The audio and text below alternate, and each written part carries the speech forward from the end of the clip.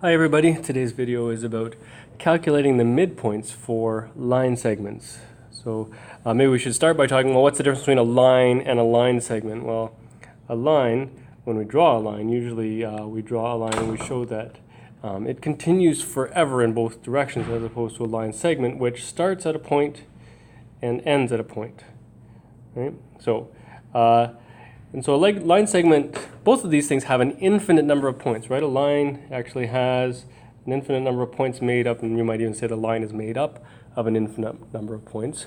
The line segment also, of course, has an infinite number of points between those two endpoints, but it is defined by those endpoints, right? So you say there's an endpoint at one end, and there's an endpoint at the other end, and the line segment is defined as the line that exists between the two. And so here in our picture over here, we have a whole bunch of line segments. They are lines that have a beginning and an end. They don't go on infinitely. Perhaps we should also mention that, of course, what do we know about lines? We know that you can have a linear function equation for a line. It's usually in the shape or in the form y equals mx plus b, where m is the slope and b is the y-intercept. And also important to remember that we have a formula for slope.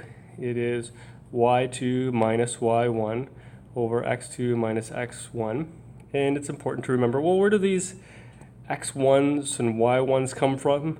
Well, they're just 2 points. One way to talk about them is to say, well, they come from a first point, which we call x1, y1, and they come from a second point called x2 and y2. So maybe on our line segment over here, these are the 2 points. Here's point 2, maybe that's x2, y2, and point 1, x1, y1.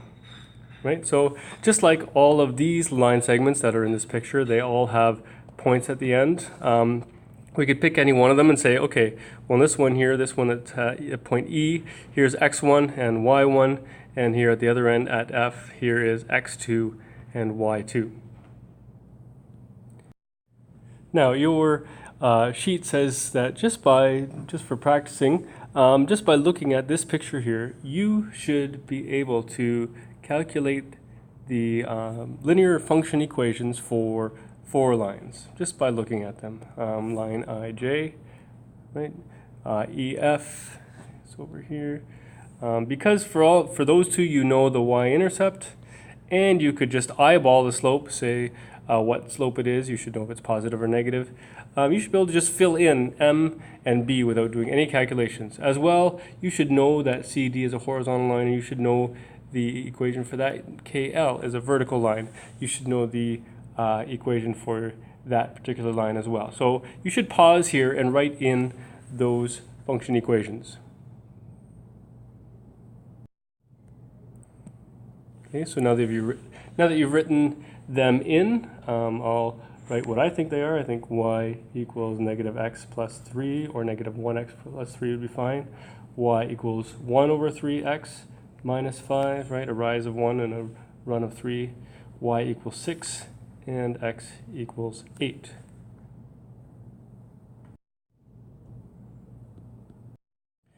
Now, of course, you should be able to go through any steps necessary to calculate the linear equation for any of the other lines. So for example, the line segment GH, that has a linear equation, and you should take a minute and see if you can figure out what it is. So you should pause the video and then take a look in a minute. So of course, first I've calculated the slope. I called G x1 and y1, H x2 and y2, subbed it in for the slope formula, and here I have a slope. And then I'm going to plug that into y equals mx plus b. And then I'm going to sub in either point, G or H, doesn't matter. And then I'll finish off by subbing in for b. And once I've done that, I do a quick check of my equation. Does it, the 16 over 3, that's about 5 1/3. If this line continued, would it cross over at about 5 1/3? Looks like it would. That would be my y-intercept. Has a slope of about 7 over 3, a positive slope. So that was just a quick run through of how to determine the equation of a line. Absolutely essential skill for this unit. If you need to go back to one of the older videos to review this. If you didn't get GH in one try on your own, if you did not get the exact same answer than I did, then you should pause now and you should try and find the equation for AB. And if you've done that correctly, then you will find that the equation for the line segment AB is y equals negative 3 over 4x minus 1/4. Okay, but this video is all about midpoints. And so looking at the same collection of line segments and knowing that a midpoint of a line segment is the coordinate of the point exactly halfway between the two endpoints, I would guess that there's a few of these line segments where you could say for sure, I know exactly where the midpoint is. So here's four that I think you can see right away. CD, a horizontal line segment here. This thing is obviously 6 long. The midpoint is, if it's halfway, it's going to fall right on that spot. I would guess even something like IJ, you can look at this and say, well, halfway between that, if I just eyeball, it looks like it fits on a nice line segment right here. So fill in what you think of the midpoints. Notice this notation here, by the way. Capital M, not small m, that's for slope. Capital M stands for midpoint, and this subscript tells you this is the midpoint of CD, right? This is the midpoint of KL. So for each one of these, you should have a coordinate. I'll fill them in a second. And there we go. For example, the midpoint here of CD is 1, 6. Right, and we put 1 on KL here at 4, 2, 1 at IJ here, and 1 at EF. Looks like it's right there. Now, what I want you to notice is this. I notice that if I look at IJ in terms of slope, and by slope we mean the rise and the run, we notice that from I to J, it happens to fall this many and run this many. It actually has a rise of -6 and a run of 6. Right? And I note that where this midpoint is, that's where we're actually halfway down our rise, right? We're only 3 down, and we're halfway across our run. Okay? So that means that this point here is halfway down and halfway across from our initial point to our second point. So the midpoint is, yes, of course, it's halfway down, but it's halfway down the line, but it's also halfway vertically and halfway horizontally, right? Let's just look at this one over at the bottom. From E to F, the run is there to there, it's 12. The rise is there to there, it's 6. And the distance to the midpoint is exactly half of each of those, 6 and 3. Okay? So that's just saying that this point lies halfway horizontally between that one. From here to here, half of the distance is there. And from here to up here, where this point is, it's halfway up. So that tells me if I know where this point is horizontally, and I know where this point is horizontally, then I know that this point will actually be the average of the two. Where is this point horizontally? Said another way, what's its x value? Oh, its x value is -6.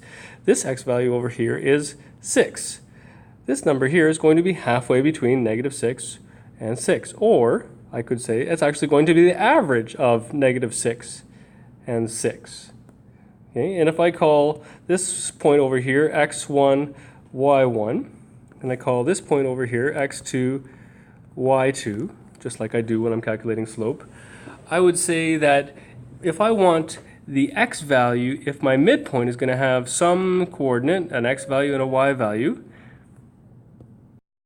I can calculate the x value of my midpoint by finding the average of the x value of my first point, endpoint, and the x value of my second endpoint, the average of x1 and x2. Well, how do you find the average of two things?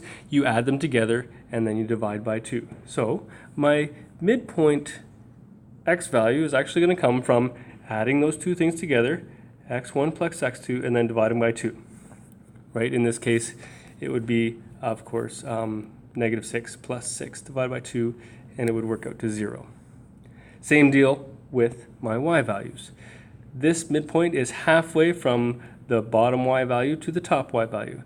Halfway between y1 and y2. Halfway between negative 7 and negative 3. And instead of saying it's halfway, I could say it's the average of those two things. That's how I can find what the middle of those things is. So I could say, well,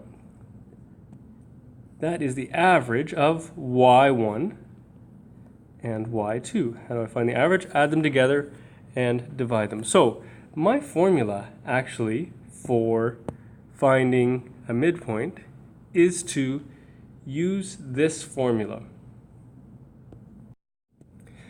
Midpoint equals x1 plus x2 over 2, y1 plus y2 over 2, where my two endpoints are the points x1, xy1, and x2, y2.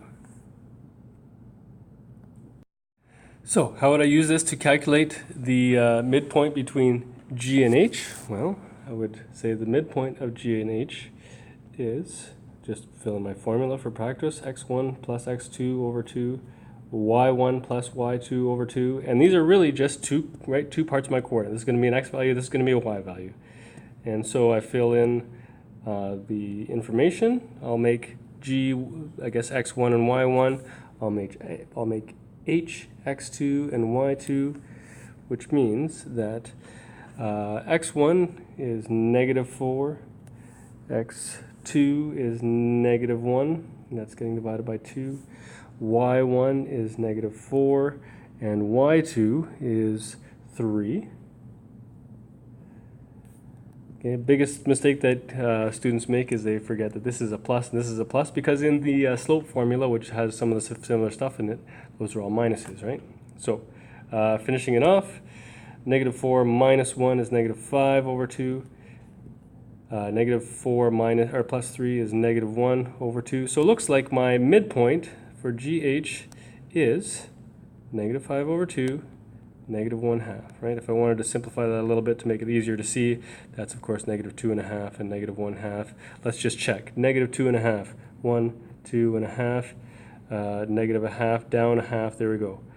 Negative 2.5, negative 1/2. There's my midpoint of GH. So you should finish off doing the midpoint of QR and the midpoint of ST as written on your sheet. You should press pause and then check back to see what the correct solutions are.